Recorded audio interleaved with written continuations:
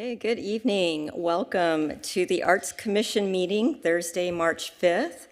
I will now call this meeting to order at 6:00 p.m. We will begin with the Pledge of Allegiance. Commissioner Lucia, would you please lead us? Yes. Please stand and place your right hand over your heart. Ready, begin. I pledge allegiance to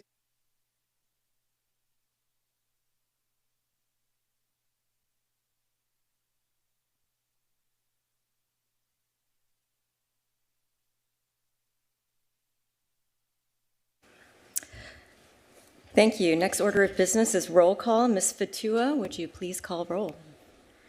Let the record reflect all Arts Commissioners are present except for Commissioner Wondercheck and Commissioner Ford. Thank you. We will now open for public comment. Public comments, each member of the public will have up to 3 minutes to speak. We will begin with the comments of those in the council chambers, followed by those joining us via Zoom. Please note this public comment period is reserved for comments unrelated to agenda items. If your comment is related to a specific agenda item, please wait until that item is presented. If you are in the chambers and wish to speak, please line up on either side of the aisle. There are no members in the chambers. Ms. Fatua, is there anyone on Zoom? There are currently no members on Zoom, Chair. Okay, we will now move to commissioner comments. Commissioner Ashendorf. Thank you, Chair. Two small items. One is I'd first like to go on record thanking staff for the nuts and bolts workshop that was held on February 19th.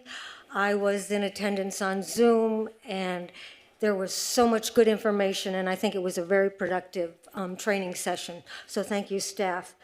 And secondly, I would like to call everyone's attention to an exhibit that's currently available at Coastline College. I know that's Newport Beach, but the boundaries are a little bit odd there. But at any rate, it's absolutely one of the most extraordinary collections I've seen. It belongs to the Frederick Weissman Foundation, and he has loaned this to the college through the end of this month. And it's the hours are Wednesday through Friday, 10 to 4, when the campus is open. So I really encourage you to see the collection of works. Most of them are contemporary, modern artists from California who are still with us, but there are a few like Ed Moses and a couple others who have gone. It's a great collection. Thank you. Thank you, Commissioner Ashendorf. Commissioner Dudarian. Thank you, Chair. I just want to echo Commissioner Ashendorf's gratitude to staff. Thank you so much. I know I've raised personally many questions about commission roles and responsibilities, and I found that nuts and bolts session that we had a few weeks ago very helpful and very illuminative on that topic. I also wanted to mention I was actually in DC myself last week for a National Art and Culture Summit looking at the celebrations around the 250th. And so it got me excited as we continue to discuss and plan here all the good things that are happening both in California around Costa Mesa, but nationally as those preparations get ready. I was told that we are going to have the biggest fireworks show ever in the history of our nation on July 4th this year in Washington, D.C. So we'll look forward to that, I'm sure. But I know the Costa Mesa fireworks show will be excellent as well. I'm just positive of it. Thank you, Chair. Thank you, Commissioner Dudarian. Commissioner Lucia, do you have any comments? No. Vice Chair Mann. I do not. I'll save mine for later. Thank you. I also did want to echo some of the comments made earlier about the nuts and bolts training. I thought was really informative, and I appreciate staff for facilitating that. I did have a question about the work plan that was presented during the training, and just for clarity, the work plan doesn't apply to commissions, only committees. So I think staff can kind of speak to that further in their comments. But yeah, and I'm excited for Danielle's upcoming workshop at the library, at Donald Dugan Library on this Saturday, and excited to be talking about poetry in our agenda. Okay, with that, let's go to the next order of business, consent calendar. All matters listed under the consent calendar are considered to be routine and will be acted upon in one motion. There will be no separate discussion of these items unless members of the Arts Commission, staff, or the public request specific items to be discussed and/or removed from the consent calendar. Tonight we have 2 items for approval. Minutes from the November 6th meeting. Is that right? No. From February 5th meeting. Is there any item that has been pulled? No, Chair Ochoa. Okay, I do have a couple of corrections I would like to add to the minutes before approving. On page 2, old business, the A250 anniversary discussion. It would be helpful to have in that first sentence just some clarity of what resulted from the study group. Maybe some kind of wording like, the result of the study group, it was determined that Commissioner Wonderchuk would organize and lead the 250 voice choir or something, just for clarity. And on the final page, we did have some closing comments. I believe Ms. Villasenor was reflecting on Ms. Thomas's departure. And I also made a comment about Black History Month. If those 2 items could be, those 2 items could be amended, I make a motion to approve the minutes with those corrections. Do I have a second? Seconded. Thank you.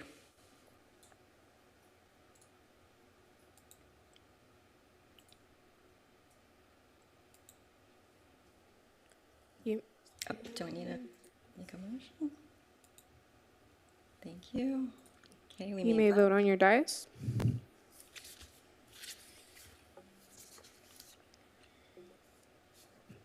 Motion carries 5-0 with the amended corrections. Thank you, Ms. Fatua. Okay, our next order of business is the monthly report from our arts specialist, Ms. Gardner. Thank you, Chair Ochoa, and good evening to the Costa Mesa Arts Commission. This is my art specialist report for March. I just have a few items tonight. The first item is artist directory. So Megan and I have been working on some updates to the artist directory to keep it fresh and current. With our most recent update, we sent out a survey to our artist lists and added new art services categories, which is new for us. So artists can kind of choose which art services they provide, whether it's murals, indoor sculpture, art for sale. We then created a nice flip book on the website with coded categories so people can search by art services if they're interested in talking to an artist. So we're going to kind of continually work with that and keep it updated. And then our next project with the directory will be arts organizations, but we're just kind of doing a refresh. It's been a few years since it's been looked at. So just wanted you all to know that that's there. And let's see. Next item is the Arts and Culture Master Plan update. So the review panel has a consultant recommendation, and a staff report and presentation will be scheduled and put on the City Council agenda in the near future. And the consultant name will be introduced at the City Council meeting whenever that is scheduled. And then if approved by City Council, an agreement process will begin with that consultant. So just so you know, those are the next steps.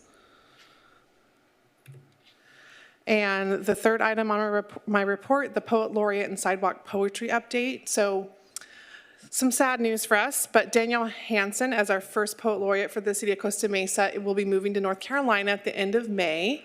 Her husband got a job at UNC Chapel Hill, which is a great job, so I'm excited for them. I love North Carolina.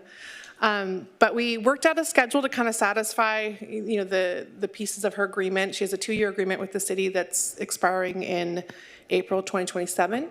But we have this calendar of events already sorted out, and she's going to be doing a virtual workshop on October in the fall.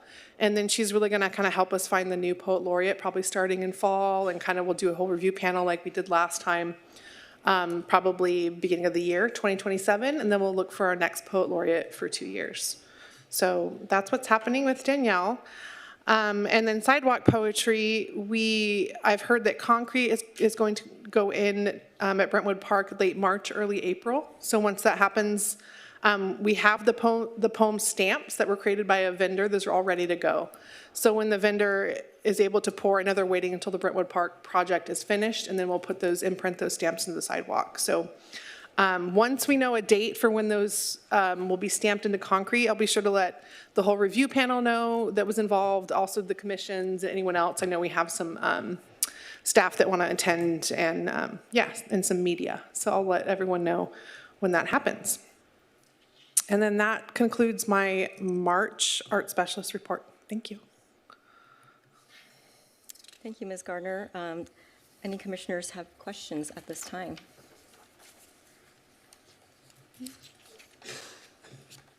I have one question, Ms. Gardner, regarding the Arts and Culture Master Plan. What's the timeline, or I know we talked a little bit about it, and I know it's there's a lot of uncertainty, but now that a contractor has been selected, it's just getting it on. Well, it has to go to council to get approved. Yes. So it's all tentative until council approves. But yes, timeline, it's When it gets into the agenda? Yes, yeah, so we're working on it. It's definitely in the our docket, so, yeah. Thank you. Yes. Okay, any public comment on this item?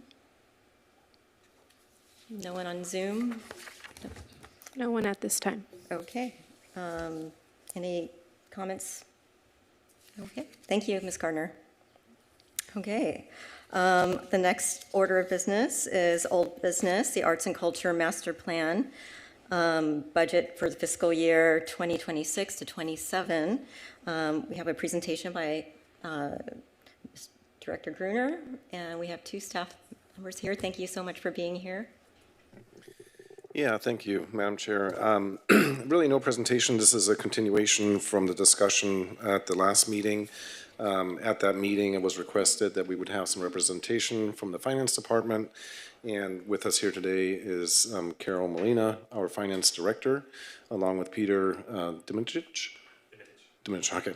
No, it's, yeah, who's a Finance Manager. So we're both here in attendance, and I unfortunately wasn't here at the last meeting, so I don't know exactly the dialogue that you guys had or specific questions you guys had, but we have them here now, and we can certainly dive into some more specific questions that you have regarding the budget. Thank you. Questions from the commission? Well, we'll go down the line. We'll go down the line. All right, thank you, Chair. Commissioner And thank you, Director Gruner, Director Molina, and Mr. Dimich. Okay, very good, thank you. I appreciate the accommodation of the request to bring representatives from finance. As we discussed at the last meeting, I just had a number of questions about the budget and the process going forward, specifically about a few items that were included, as well as kind of the larger approach, given the fact that we are now entering into a year, if not 2-year period in which we don't have a council-approved plan for the budget, right? So these may be a couple basic questions at first, but I think just to help establish the facts, and we'll kind of go from there, and this may require input from other staff members as well as finance. But looking at there's a discussion that we had with Ms. Villasenor last time around the large-scale installations, in particular, the $60,000 that were a part of that. And I was just hoping to get some clarity on that. And so I was looking at the budget forecast, the page from the master plan that was provided, and it has us starting with the request for $60,000 in fiscal year 21. Does anyone on staff, perhaps, not necessarily finance, know, has that been allocated to arts since that request in 21? Do we know? Let me go ahead and answer that for you.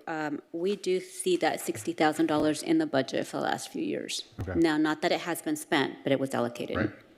Okay. That's great. So, and I think in the conversation that we had last time, only 1 year we spent, was it $10,000 or $15,000 in putting together a plan? We spent $8,400 in 24-25. How much was it? $8,400. $8,400. Okay, very good. So can I ask what happens with those funds when they go out and spent? So let me probably give you a little bit of an overview. As you know, Measure Q, 0.5% goes into this fund. So we get about $240,000 in change.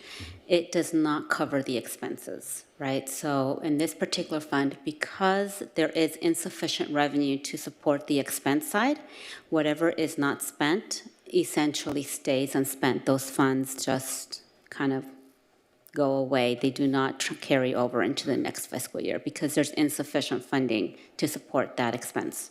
So they would just get reclaimed in some sense by the general budget? Like what, how does that? No, No. Essentially, They're just never that given. budget just goes away Okay. at the end of the year. Now, was there a year in which that did roll over? There was 1 year at the request of the city council to roll over $10,000. However, that funding had to be covered by the general fund. Okay. So, I mean, practically then for this program, when this money is allocated, it's not spent, it just disappears from our budget, so to speak. And in that sense then, I mean, would I be correct in assuming there's been some $230,000 over the last 4 years that have just been allocated but not spent and actually approved to be spent by council? That would be not correct. Okay. Just because this fund cannot support the expenses on the budget side, there have been a couple of years that the city council has approved to transfer over some money from the general fund. However, the city council was very clear that the general fund was not to offset the arts budget continually. I'd have to come back and ask for it every year. So there has been a year or so where this budget has had a deficit as a result.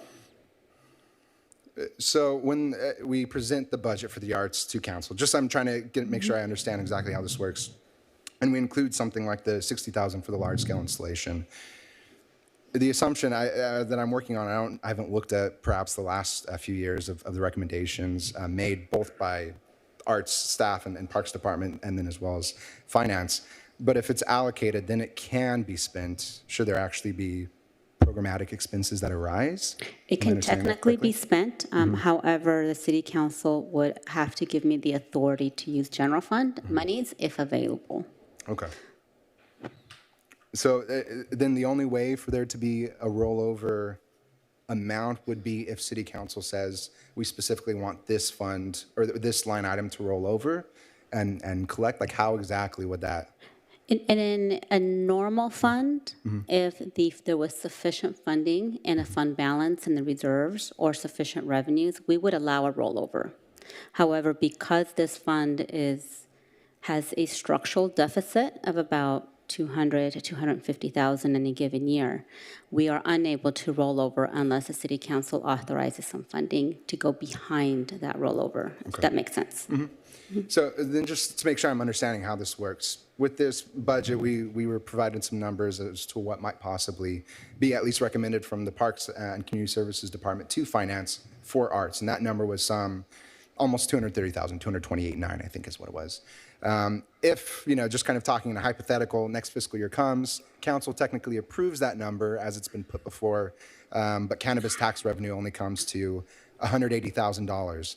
That money's been approved and allocated, but we have to then go back and say, will you from general fund allow this to be paid for, this additional, if it's 100 to 230, additional $50,000? Well, let me backtrack a little bit Yeah. for you. So you do approve the programmatics. However, you do have a full-time employee that's being charged to this fund, which is why essentially you have a structural deficit, right? So technically, you run about $200,000 to $250,000 in the negative every year, right? There's just insufficient revenues to come and support this particular fund, okay?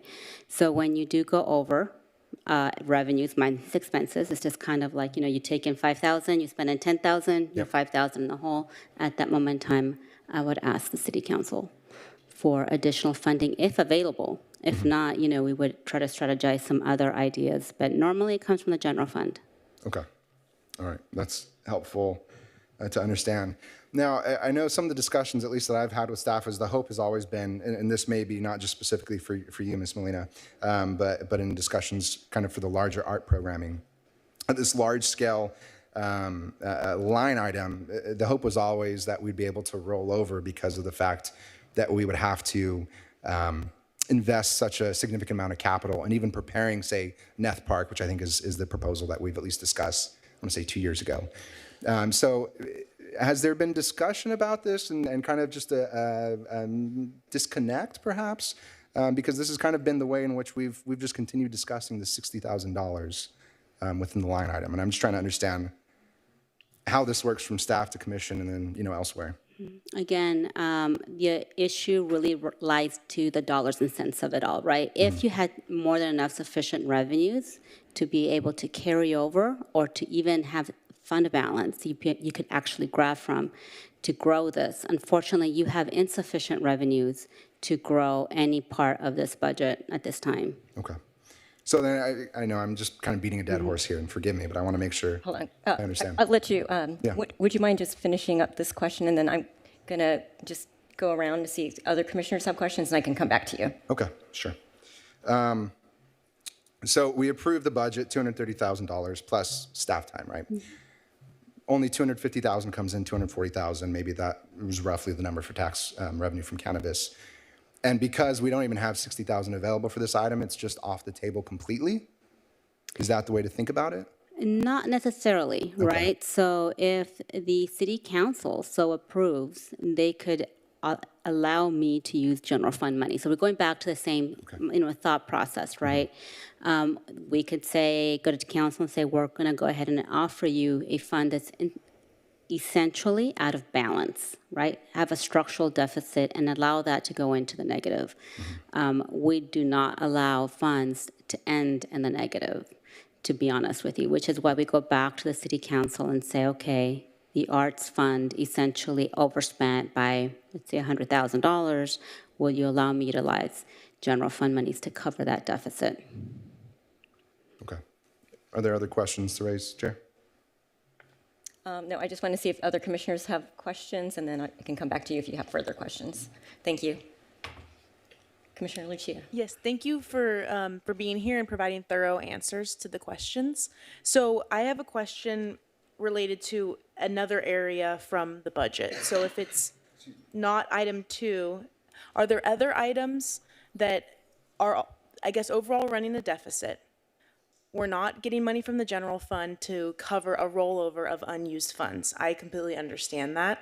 Are there other areas, other buckets that are having to be backfilled by general fund revenue? And we're having to go to council every year because the deficit is $200,000 to $250,000. At this point, we look at your fund as a totality. We Okay. don't look at the pieces within the fund. Okay. Right? So essentially, we'll look at you and say, okay, you overspent by $100,000. I'm looking at bottom line. Okay.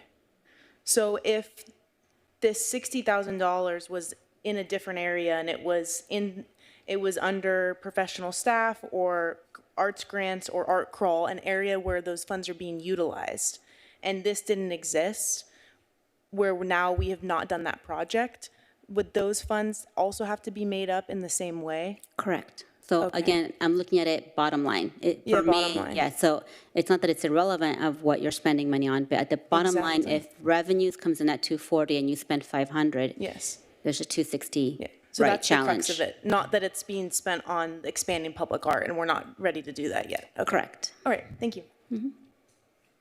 Hi, thank you also for coming. I really appreciate it, Commissioner Mann. It's me. So I was wondering, is there a solution to any of this? Like as far as generating more money to have for these items? Well, the city council adopted the 0.5% of the cannabis Measure Q revenues to go into this fund.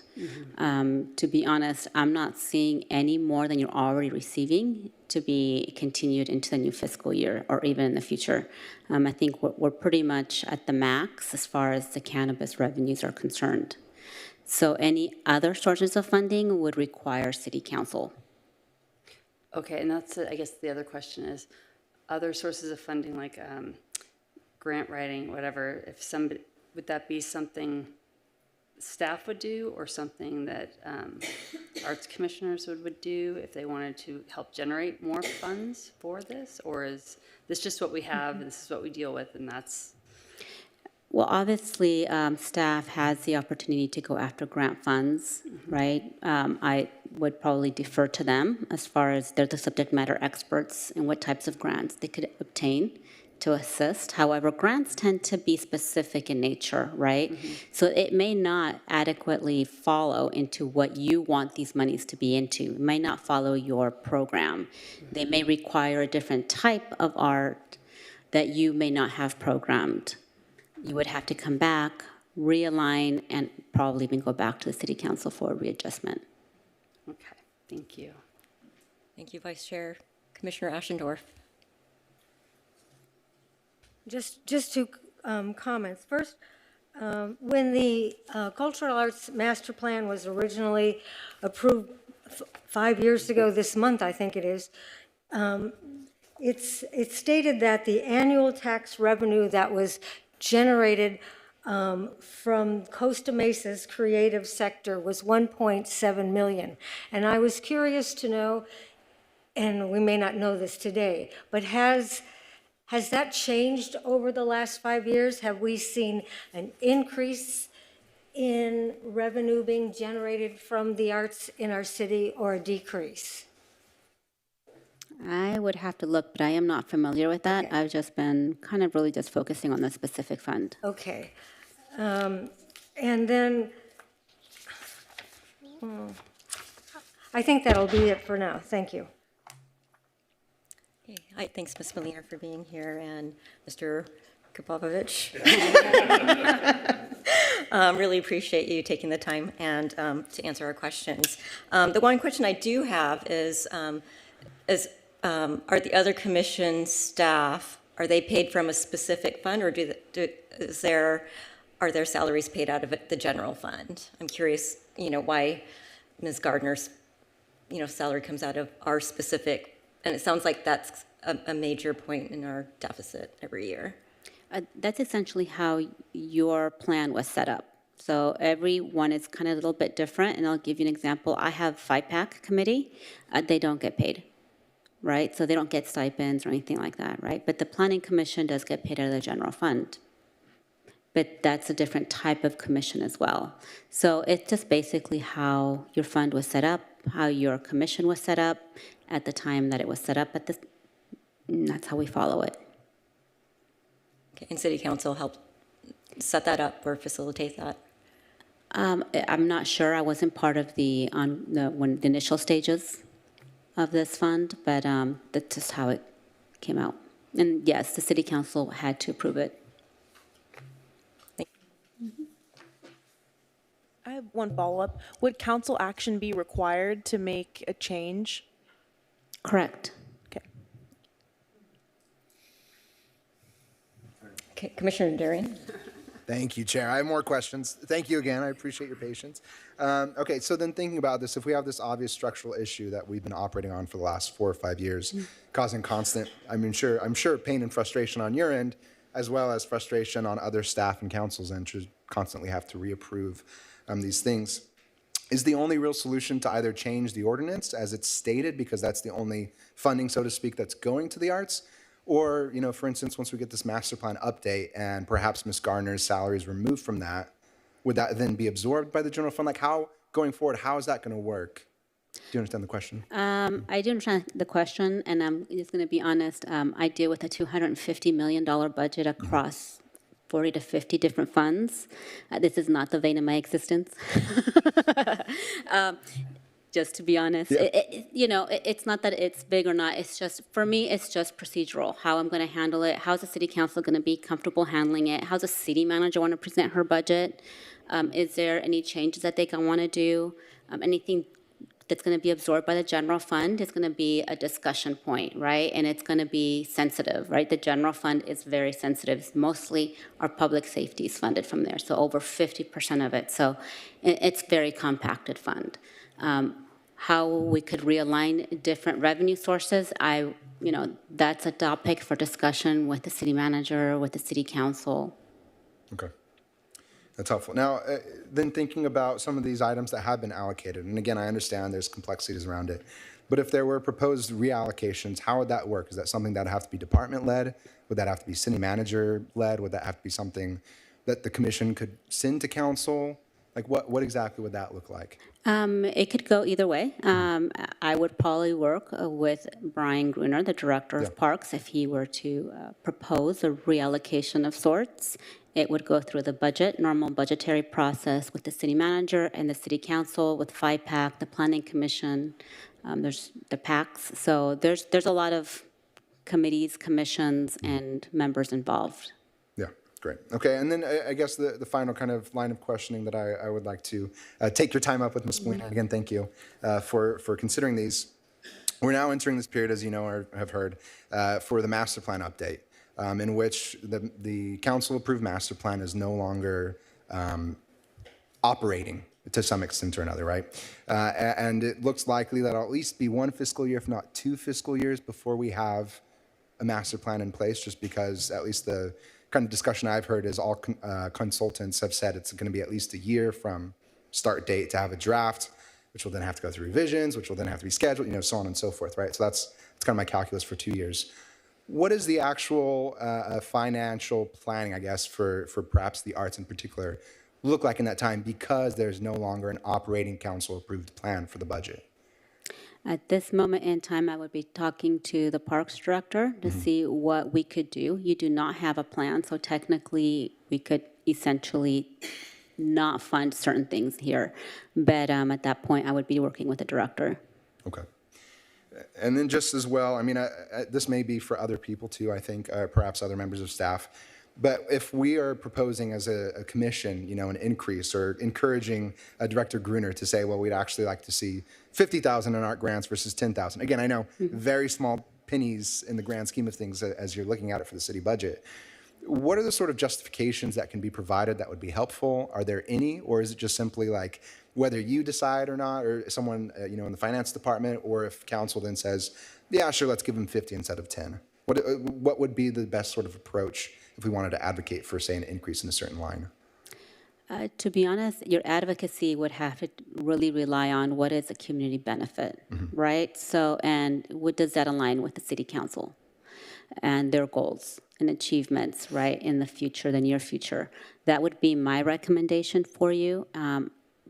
Other than that, I mean, everybody advocates differently, and your goals would probably be, what does the city council want to see? Okay. I appreciate that. I have no further questions for you, Ms. Molina. Thank you so much. You're truly. welcome. Anyone else on the dais? No? Okay, well, thank you so much for being here. Thank you. Appreciate it. Thank you for having us. Thank you. Okay, are there any public comments?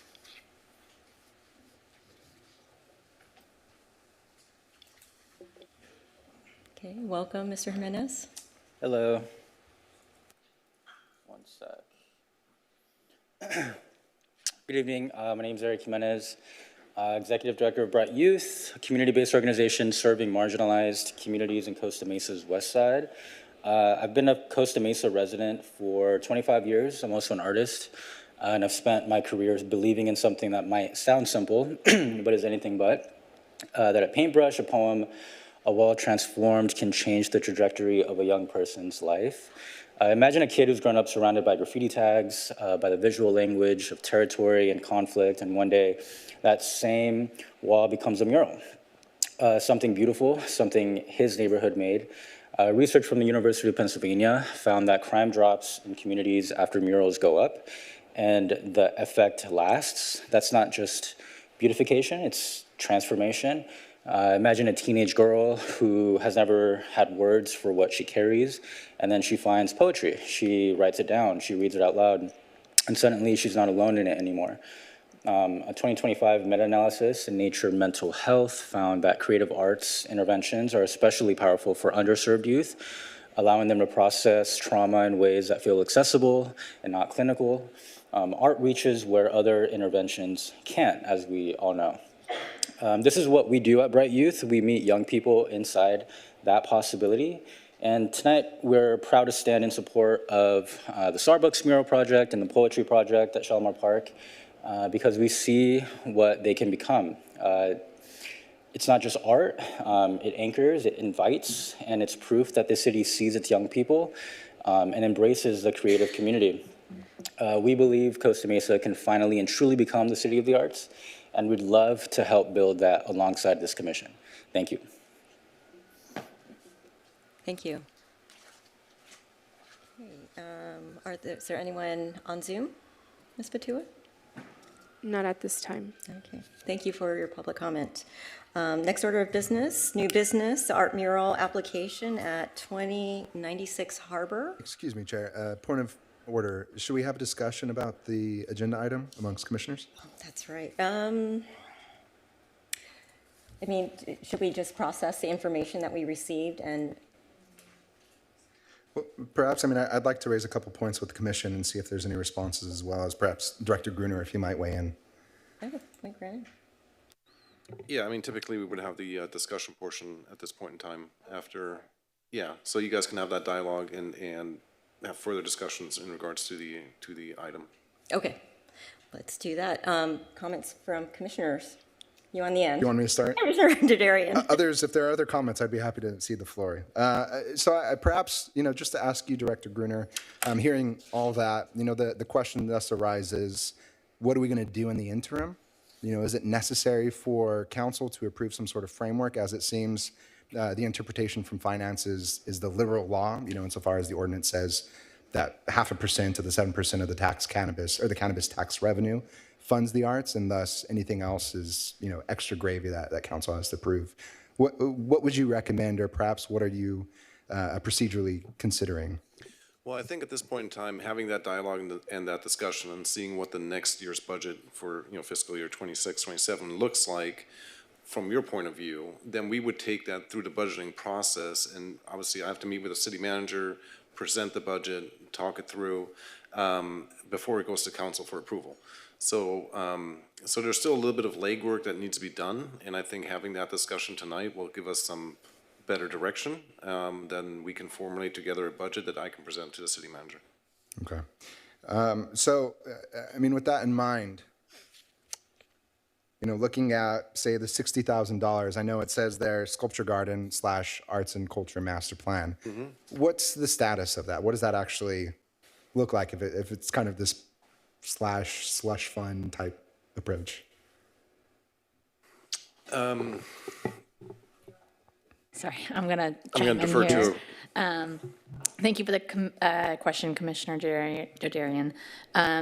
The reason why we say that, because right now it's tentatively for the large-scale sculptures, right? Once we bring something to council, we would hopefully say when, if you've ever seen a council report, there's a fiscal review portion, and you say, will you ask the council for either additional appropriation, or you say you have sufficient funds? We would hope that because we know the arts is in a deficit, asking them for additional funds, saying that we have an existing $60,000 that was for large-scale art, but since we cannot do that, we have some money for the Arts and Culture Master Plan update that we wouldn't have to ask council for so much more additional funding, and that hopefully that it would be passed by council to start the process. If the commission thought that there was a better alternative, we were open to discussion tonight, so. Yeah. Well, and so perhaps then too, I mean, looking at the current budget with the $60,000 that's already been allocated, is the plan to utilize that for the consultant for the master plan update? Like at this moment, whenever, say, if next month, March, April, the consultant plan or contract goes before council and they approve it, would that be utilized first, or is it intended to be a general fund issue? No, that would be, that was the intent, to utilize that. Okay, that's helpful. Well, I mean, are there any other thoughts from commissioners, or I can offer a couple of thoughts as to what we might do next? Well, I think that it's helpful to look at the roadmap of the master plan. Yes, we're on an interim time, but that doesn't mean we don't follow the roadmap that we already have, and we could talk about what's working well, what we would like to recommend reinvesting in if we would want to move away from allocating the $60,000 to the large-scale art projects. So that's what I would suggest looking at. Hi, I actually, sorry. Say your name. Oh, thank you, okay. I actually think that I'd love to get this master plan updated and through and get that done. I just think that that's probably our top priority right now, correct? And then that will make all of the bigger, better things grow, hopefully. Is it something that we are going to keep talking about, or do we vote on it at some point? Or is it already been voted on? So the Arts and Culture Master Plan update is already in the works. We've already gone through the competitive bid process. It's in the final stages of the procurement side with finance. And so as Ms. Garner has stated, that they're in the process of bringing a final recommendation to council, and that should be within the next month and a half, hopefully, where council gets to decide whether to award a contract to a consultant to start the process. Okay, great. Thank you, Vice Chair. Commissioner Ashendorf? I think the good news and the bad news today was getting the answer to that $240,000 that we really have been asking for so long. And it's become clear to us that's the albatross that we have to deal with.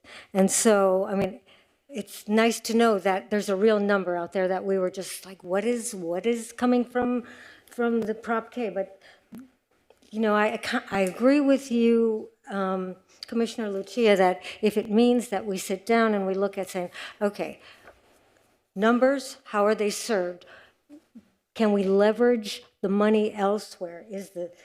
Again, I know we talked about this a little bit last month, Ms. Garner, but the $60,000 that we allocate or we offset or leverage with Segerstrom, do we get the bang for that money that can be transferred elsewhere? But we need to think about how we can make this happen, because I don't think we can impress upon Ms. Garner's time to start rapidly rushing to do grant writing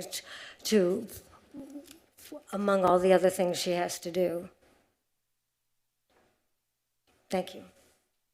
Thank you, Commissioner Ashendorf. I think this is a great time to measure community impact on our existing programs that are in our master plan. I am glad to see a decrease in funding in the free at Segerstrom. They're a multi-million-dollar nonprofit organization. I understand they're a community partner, and it is outlined in the general master plan to support them. But I feel like there's such greater need and greater impact that can be made to have arts more accessible in all our districts. I'm glad to see an increase in arts grants. I feel like we can always bolster that a little bit as well. I noticed there is a change in, there was no Smart Camp mentioned in the... Smart Camp has always been funded out of general fund because that was a program that was pre-existing to the master plan. So Smart Camp has been initiated prior to master plan. Okay, thank you for clarifying that. And I noticed there's an increase in Art Venture as well. It's combined with Action Arts, so I just wanted to get a better understanding of what that change means. Can I just clarify one? So the numbers that were presented at the last meeting, those are not the actual budget, right? Those were just pertaining to programming, right? It didn't have Ms. Garner's salary in it. It didn't have commissioner salaries in it. It wasn't the actual presented and what the arts is receiving next year. That has been yet to be determined. What we asked for was just, can we get the same dollar amount that we got in year 5? That's the request at this moment. There's been no allocated funds for the next fiscal year starting July 1 of this year. The numbers that we presented were just a suggestion that if we do get the same dollar amount, that's how we would suggest reorganizing some of the money into the existing programs. So just want to clarify. Okay, thank you. Any other further conversation? Commissioner Dodarian? Thank you, Chair. Sorry, I'm not to belabor the point, but just to make perhaps a suggestion for us going forward. I'm personally in favor of the commission considering some sort of framework to recommend to council through a vote of the majority, which obviously wouldn't happen now. We have to put together some sort of document, I think, but laying out numbers and perhaps some sort of justification as to why we should fund them at this level. I understand we're not trying to upset the whole arts programming ecosystem and make Ms. Garner's life chaotic, shall we say, for the next 2 years as things get settled with the master plan update. But just given the attitude that we see at finance, and it's no fault to them, they're just trying to make their best to balance a $250 million budget. It is the literal law that they follow. And as we see, even these conversations around other programming and things, it's always asking for more rather than just saying, okay, this has been allocated. How do we figure this out? So I think if we were to actually present some sort of some sort of plan to council, and if they were to approve it, that might go a long way in kind of quelling these issues going forward, at least for the next 2 years, so that finance department can have something from council saying this is what we want to see, rather than what's happened in the previous years, where it's either on the whims of 5 arts people showing up to the council meeting when they're discussing the budget and enough council members saying, sure, that sounds great, or last year when it just got overlooked because there's these larger questions around the $3 million deficit that was being presented, and a question of changing the budget within arts, which is so minuscule. I mean, we're not even talking a 0.1% here, compared to the city budget. It just falls by the wayside. So I think if we could at least present something to council, if we could send them by a majority vote, some sort of formal recommendation and framework, that might be worth our while, but that would be something to continue on into our next meeting. I'll stop there. Thank you. Okay, my question for you, Commissioner Darian, with that framework, consists this $228,000 budget? Yeah, something of that sort. And if there's numbers that we'd like to see different, I mean, this is the place where you have to raise it because I can't be in communication with a number of you between now and then. Or whoever would write this, right? But I think that would include these numbers and perhaps a quick justification as to what we'd like to see in programming costs. Or programming allocations, excuse me. Chair? Commissioner Ashendorf? Yeah, I think to your point, Commissioner Dardarian, Ms. Garner brought forth to us in November an annual report. I think that was a full year report. And in it, there was specific data for support for all of the programs. And I think that's a good place to start because we already have that information from that prior report.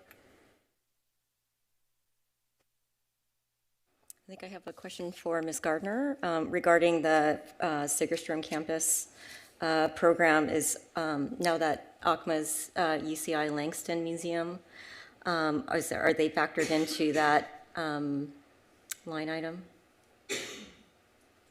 Can you repeat that?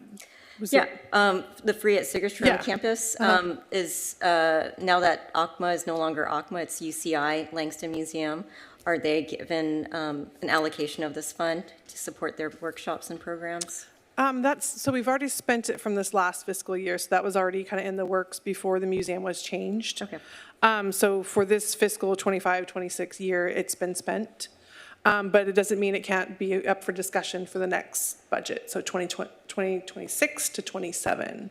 Yeah, so and it just depends on what they've been saying, what Carol said, depends on what City Council allocates to us for this next budget year. Mm-hmm. And then we could kind of, make different decisions as long as it's really those line items, it just kind of has to match like the programmatic, mm-hmm. Values and intents. So if it's something that, you think we look at this money and we're like, oh, we could do, this a little bit differently, maybe do less for this group and, So I think that's feasible. Mm-hmm. Yes. Yeah. Thank you. Did that answer, I hope? Mm-hmm. Yeah.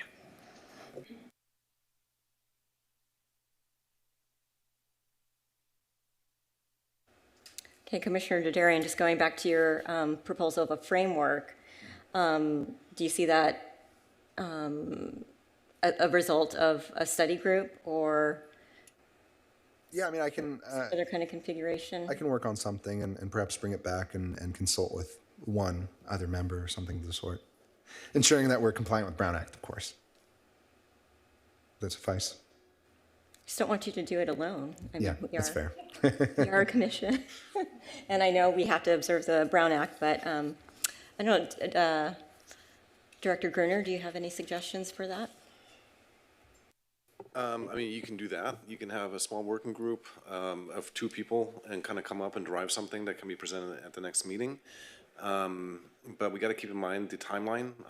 Time is of the essence as we're approaching quickly towards, excuse me, May and June. That's really where the bulk of the discussions are going to be happening. And there is some changes in the scheduling and different things in the budgeting process that we're currently looking at. But yeah, I would recommend you can do that, or we can bring something back to the commission for discussion at the next meeting, and then we can line item everything and kind of break it out into specific categories, and we can have the dialogue that way. It's kind of entirely up to you what you guys want to do in regards to how we want to look at this, or we can do both.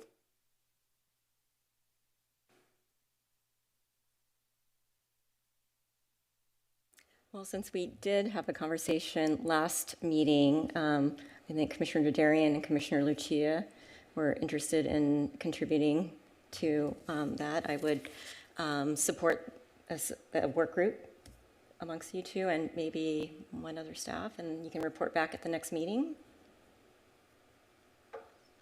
Is that timeline? I think that makes sense in looking at the data that you mentioned and also the quantity of public comment that we've received specifically about the arts grants. We've heard time and time again from the community that there's great impact there. We have great return on investment, but they would like a lot larger allocation for those grants.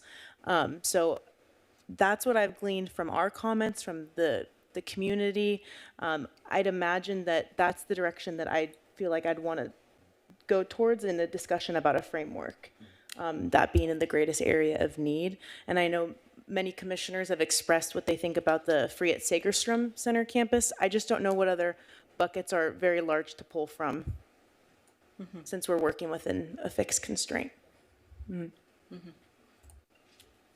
If that was the commission's direction, we can work with Commissioner Dodarian and Commissioner Lucia in helping analyze and giving you some of the recommendations that Ms. Gardner had given and talk through some of those. Thank you. Thank you, Ms. Villaseñor. Thank you, commissioners. Okay, are we, no further comments on this item? Okay, I appreciate this lovely dialogue. I'm glad I didn't overlook it. Okay, next order of business is new business. Thank you for being so patient out there in the audience. Art mural application at 2096 Harbor Boulevard. Comments made by Director Gruner? Do you need to make any? I'm going to go ahead and defer this particular item to our art specialist, Lorette. Thank you, Director Gruner. So we have Robert Plant here this evening to give a presentation for the mural at 2096 Harbor. If you'd like to come up to the podium here.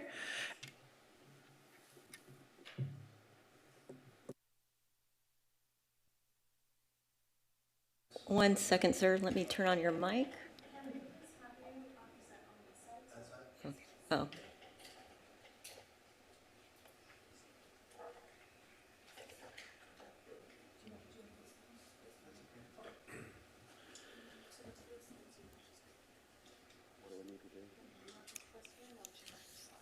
Okay, how do I see the slide? Oh.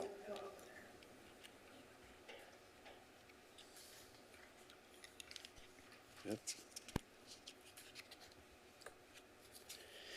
Hello, my name is Robert Plant. I'm here representing Theodore Robbins Ford. About 3 years back, Ford Motor Corporation asked the Ford dealers to provide charging for electric cars, and I worked on the remodel for Theodore Robbins Ford, I believe it was 8-9 years ago. They called me up and asked me to look at doing an e-station. We took an old gas station that was built back in the 50s, and we looked at renovating it, and then we were going to put charging around the outside, which we have done. I asked, what are you going to do with inside the gas station? Why don't you serve coffee or something while you're waiting an hour to get your car charged? They thought that was a great idea, and I hooked them up with several of my contacts at Starbucks, and Starbucks flipped out over the idea. They had been talking about that in-house. They pulled in a couple of their key designers, and they actually designed the facility. They reworked the exterior and the interior, And one of the designer, or the top designer there, came up with this idea of putting artwork around the outside of the building, which we thought was refreshing. And then some of the goals of the artists were just take some cues from the community, incorporate it into the art. And actually one of the teenagers that's dancing on the wall is one of the sons of the Robinson family. So that kind of evolved into the project. We're just about finished with the construction. They selected Sebastian Curry to be the artist. And what Sebastian has drawn, oops, there we go, is the walls of the building. The little dark blue spots, those are openings in the building, but the mural would kind of dance around the entire building. The way you come into the site is you literally drive around the whole building typically to go charge your car, and while you're charging your car, you can also get a coffee.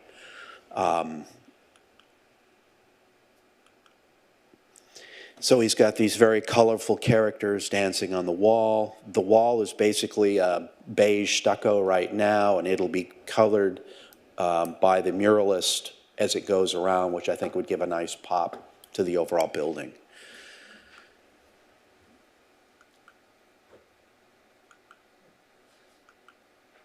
Number 22, playing, I believe that's soccer, is one of the Robinson children. Any questions?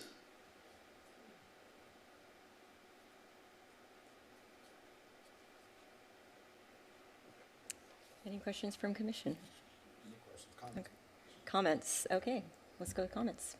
Okay. Well, I just wanted to say, Ms. Blunt, thank you so much for this. I am a nearby resident of Costa Mesa, living close to that, and seeing that under construction, my wife and I have been kind of closely eyeing it and following it along. So when this popped up on our agenda, I was very grateful to see that there would be a sort of freshness of art and color being added, especially to that part of Harbor. I think that's wonderful.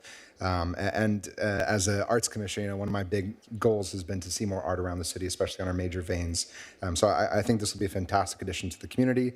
I will say I did reach out to the artist because I think on, is it 4B or one of these, where there's an individual holding a cup like this, and someone stumbling over. My wife and I were both quite confused as to what that represented, but the artist was very friendly and said, well, this is the love of nature in Costa Mesa and a sort of friendly interaction of different things. So I just thought it was a wonderful response from Sebastian, and I think it'll be a great addition to our community. Thank you. Super. Thank you. Yes. Thank you, Mr. Plant. It's wonderful to see more art on the Harbor Boulevard, and it's such a dynamic wraparound mural. Looking forward to seeing it in completion. We will now open for public comments on this item. Anyone on Zoom, Ms. Fatua? No one on Zoom at this time. Okay. We will now go, if there are no members of public to speak on this matter, we will move to our next order of business. That is our other mural application. Sorry, don't have a, at 2274 Newport Boulevard. Ms. Lorette. Yes, thank you, Chair Ochoa. So we have Diana Mueller here to present on this mural.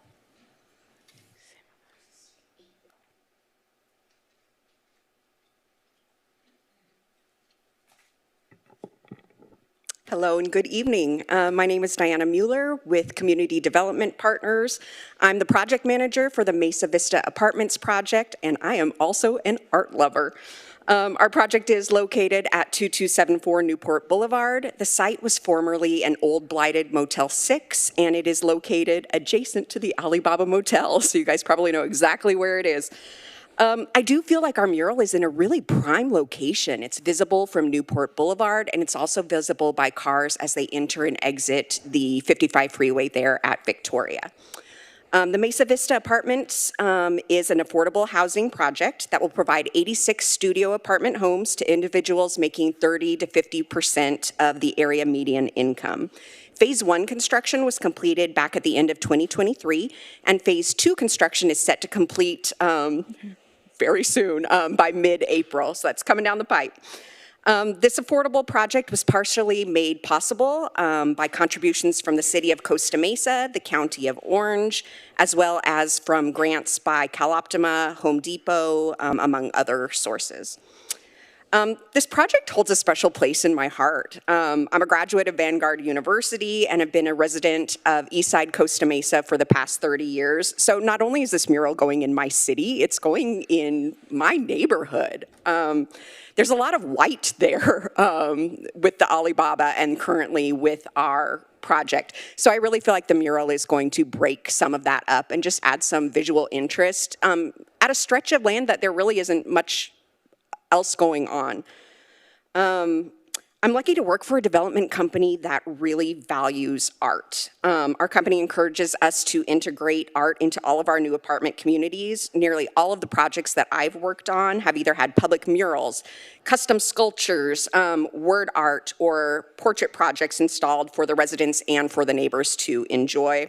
I'm excited to add another one here in Costa Mesa. And just as a side note, if any of you do go by the project at the end to see the completed mural, you should go visit the lobby as well.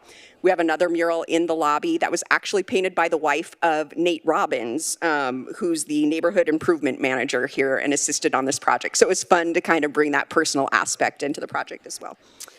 The artist for our project is Damon Lujan. He uses the tag name Zao1 on Instagram, if any of you want to kind of look at some of his work. He, along with his former partner, muralist Brian Peterson, have painted over a dozen murals for me at different projects in the past. Damon has also painted several other murals already here in the city of Costa Mesa. He did a cute little Costa-mazing mural on Fullerton Avenue in the east side. I think it's at Fullerton and Broadway. And then he worked on the mural at the Methodist Church at Harbor and 19th in conjunction with the United Way. And I know he's done others. He's great. I've worked with him for years. He's also been commissioned by the cities of Santa Ana and Anaheim, among others, to paint murals in their parks and on some of their public buildings. We do need to complete our mural before the tenants move in, so we have installations scheduled for March 19th through the 23rd. The Mesa Vista project does lean into a mid-century design, and the garden-style unit front doors are all painted, brightly painted in oranges, greens, and blues, colors that are then carried over into the mural for an overall feeling of cohesiveness. Our mural is titled Golden Tide, and I'll go ahead and I'll read the artist's description for you. The mural Golden Tide tells a story of Costa Mesa as a place where land, sea, and sky meet in rhythm and unity. On the right side, the layered waves roll in steady repetition, not chaotic, but patterned and intentional. They represent the Pacific, the surf culture, creativity, and the city of the arts. Each row of color goes from deep ocean blues to soft greens and warm earth tones, symbolizing the layers of community artists, family, entrepreneurs, and dreamers all moving together in shared momentum. Right behind the waves is a bold, oversized sun. It's not just a sunset, it's a symbol of possibility. In Costa Mesa, the sun doesn't feel like an ending, it feels like a daily reset, a reminder that every day offers a new canvas. On the left are oversized, blooming California poppies. They stand tall, symbolizing resilience and local pride. Poppies thrive in unexpected places. Much like the residents of Mesa Vista Apartments, they represent growth, beauty, and strength rooted in the California soil. White seagulls move across the sky and sun, symbolizing freedom and forward movement. The sky is calm and open, reinforcing a feeling of peace. The division between land and sea suggests balance. Costa Mesa's identity sits between urban creativity and natural beauty. The mural reflects that layered identity through repetition, rhythm, and warmth. Any questions? Thank you, Ms. Mueller. Any questions or comments from the commission? I don't have a question, I just have a comment. I want to thank you so much. That was a great presentation. Thank you. It's so amazing to hear about the homegrown, Costa Mesa grown investment that's been made from your development company and then from the artists as well. And I think the project is beautiful and I think it will do a lot for that area. And I could only hope that all other developers who are, creating housing projects in the community follow the same approach. Thank you so much. Thank you. That's a wonderful example. I drive down Newport Boulevard all the time, so I know it is an art desert, so thank you for making this happen. I really appreciate it. And I love that Damien Lujan is a Orange County-based artist as well. Are there any comments? Okay. If there's no one on Zoom, we'll move on to the next new business item, Sidewalk Poetry Project. We will have a presentation by Ms. Gardner. Thank you, Chair Ochoa. So as discussed last time, we came up with this concept to kind of go with our new sidewalk poetry project is what I'm calling it. We have some parks that are coming up that we feel we could put some poems in the concrete like we're doing with Brentwood Park. So I created a one-page attachment of kind of what a call for poems would look like because this is what was discussed. Yeah. Kathy is going to put that on the screen for you so you can kind of look at that. And we're happy to take this is kind of what we discussed is doing a call out to get poems from the community for these upcoming parks projects that are coming up, Shalimar and the Ketchum-Leibolt. So I just created kind of like what a call would look like, and I'm happy for suggestions and edits to this if you have some ideas that you think would work really well for this.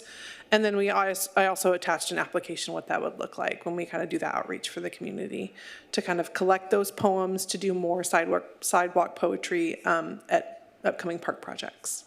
So I'm happy to take suggestions and feedback at this time for this project. Thank you. Okay, any questions from the commission at this time? Commissioner Ashendorf. Thank you.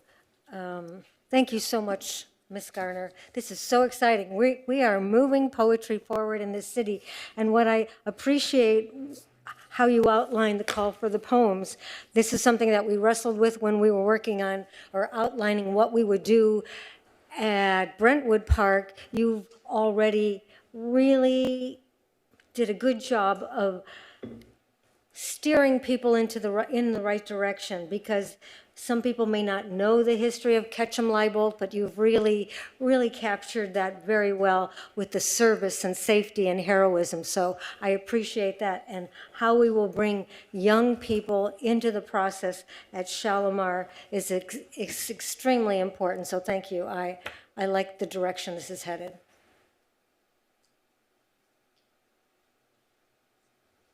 My question is, how were the themes selected? Were they just based on the history of the parks? Yeah, so Ketchum-Leibolt is, I guess I could hand that over to Monique or Brian to talk about the history of that park, if you don't mind. Sure, absolutely. Yeah, so with Ketchum-Leibolt, there's a long history with, I believe, in the 80s. It was dedicated to two police helicopter pilots that basically died in the line of duty. So that park was dedicated, for them. So the theme evolves around, and feel free to jump in, Monique, but you might know a little bit more about the specific theme. But I believe it's regarding helicopters and police, enforcement and different things like that. But if you have some more information, Monique, I'll hand it over to you. That's the basis of it. When they did community outreach, though, for the park too, that was a big consideration of what the community wanted to see out there was something around safety and service, with the dedication of that park being to those two former police officers. So that was the general theme that community members picked out for the park, and so that's what the park theme, the poetry themes reflect. And was there a similar community outreach for Shalimar Park as well? There was, when we did the outreach for what community members, and we did several, I think we did at least 4 outreach events out at Shalimar, and we've continued to take input about what the community members would like from that community park. We've met with Mr. Jimenez a handful of times and other community members out there, and it's very prevalent in what the community wants to see out there. A lot of emphasis, you hear a lot about soccer and grass and just meeting spaces and community, so that there's a lot of rich history there, and the youth out there are very prevalent in saying what they want, so. Okay, that's great. I just, Brentwood Park was such a great pilot program, and we received so much community input that guided the poetry project, and I want to make sure that that's also in place with all these other sites that we're implementing this program. So thank you so much for that. Do any other commissioners have comments? Thank you. I have one suggestion. If we could somewhere on here or perhaps part of another attachment define what the Sidewalk Poetry Project is and include images of the Brentwood Park poems, I think that'd be really helpful.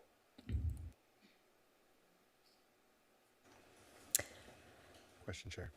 Yes, Commissioner Dudarian. So I'm assuming, obviously these are teens 13 to 18 years old, and I have to imagine there's some plan to do outreach specifically to this community. So I was just wondering if that was in place, not to overwhelm and say, tell me everything now, but if there was some sort of thinking as to how we might be approaching that to get their submissions.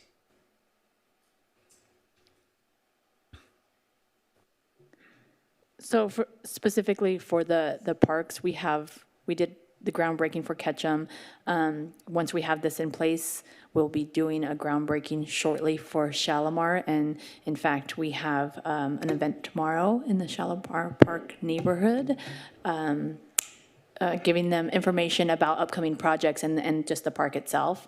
So we'll be letting them know, about this type of project that's going to be incorporated into the park itself. And we'll continue to do outreach in that area. And same thing with Ketchum Leibolt when we do, ribbon cuttings and more outreach about what's going on with construction. We'll be sure to include the call for artists for poetry for these neighborhood parks. Great. Thank you so much. Thank you, Commissioner. I had another question. Given that Danielle Hansen, our poet laureate, will be doing a teen workshop, I'm wondering if she would be doing one in Shalimar, if that's a consideration.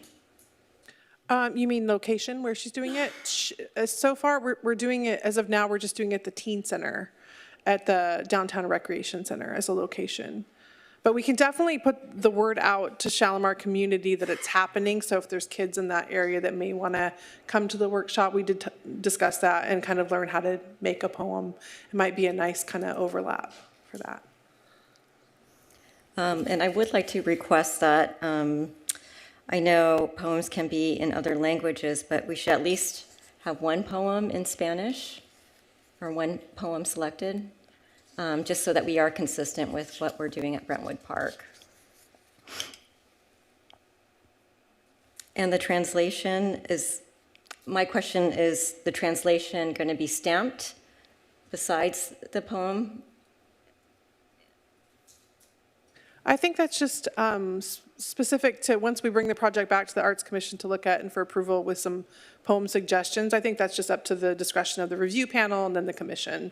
You can I think this last review panel that we did with Brentwood Park, the discussion was around just putting the Spanish translation and not the English. Mm-hmm. They thought it would look too compacted in that concrete space. Yeah. Okay. But I would like to stipulate that there are at least one poem in Spanish that's selected for each site. Yeah, well, we'll definitely, whatever we get in, we'll kind of evaluate, and I think we can do that. I mean, I don't see no reason not to. Okay. Yeah. Thank you.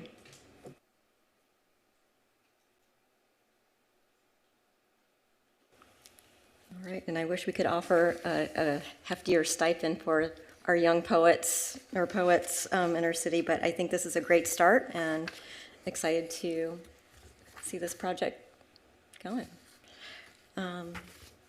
Any other comments? No. Anyone in the chambers?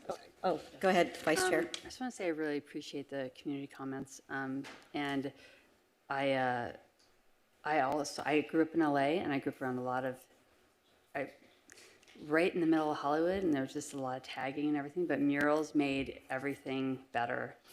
they made a big difference in my life. I grew up right off of Melrose Avenue in the middle of La Brea and Fairfax back in the 70s, and it changed the whole culture, it changed the whole vibe of everything. And so I'm a big believer in that. Hermosa Beach, I think Deborah Wonderchuk, Commissioner Wonderchuk, and I had talked before about this really long stretch of road in Hermosa Beach that's just mural after mural after mural after mural on each side, and you can tell it's done by all the community, and it's so different, and it has so many different perspectives, and it's so fun to go do that, and it just makes I believe it does make a big difference, and so I'm going to always be in agreement with anything regarding that. So thank you so much. Thank you, Vice Chair. Okay, if there are no further comments, I will close this for any additional comments. Or Director Gruner, do you have any comments? Yeah, just to revert back to the comments from earlier in regards to the working plan. And so that really applies primarily to the committees. Well, it does only apply to the committees, not the commission.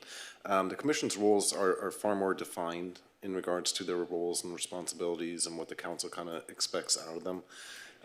The committees, I think they need a little bit more direction. So that's why they also do a presentation once a year, versus the commission is not required to do a presentation to council, because any type of decision that is, moving up towards the council level will be done through, through staff and a memo that will be created and then, supplied to the council for decision-making. So I just want to create that clarification. I know that wasn't very clear in the training that we had, and I think it created a little bit of confusion. So at the last council meeting, we did have the Fairview Park Steering Committee Chair go up and present and kind of gave an overview of the last year, what the accomplishments were, and and presented a vision of what the committee looks to be doing in future years and moving forward. And there was just a couple of questions. But yeah, so that's just kind of the difference between the committee and the commission, so I just want to clarify that. Thank you, Director Gruner. I appreciate that. Any other comments from commissioners? Thank you, Chair. I just wanted to wonder out loud, given what we've heard from Mr. Jimenez about Bright Youth and Shalimar and some of these discussions, especially regarding the large-scale art projects and installations, if there might be some way, and maybe this just doesn't make sense for this fiscal year, but perhaps in the future, and however that might work, but trying to invest, especially in places like Shalimar, where we can add art, just given Vice Chair Mann's comments about how murals can really liven up and improve a neighborhood and make local ownership become a big part of it. I don't know if there's some sort of mechanism or way in which we could seek to partner with them or to help just add beauty, I think artistic beauty to that neighborhood, but that is something I would be in favor of and would love to see happen in more communities around our city as well. Thank you. Thank you. I think we're taking small steps in that direction.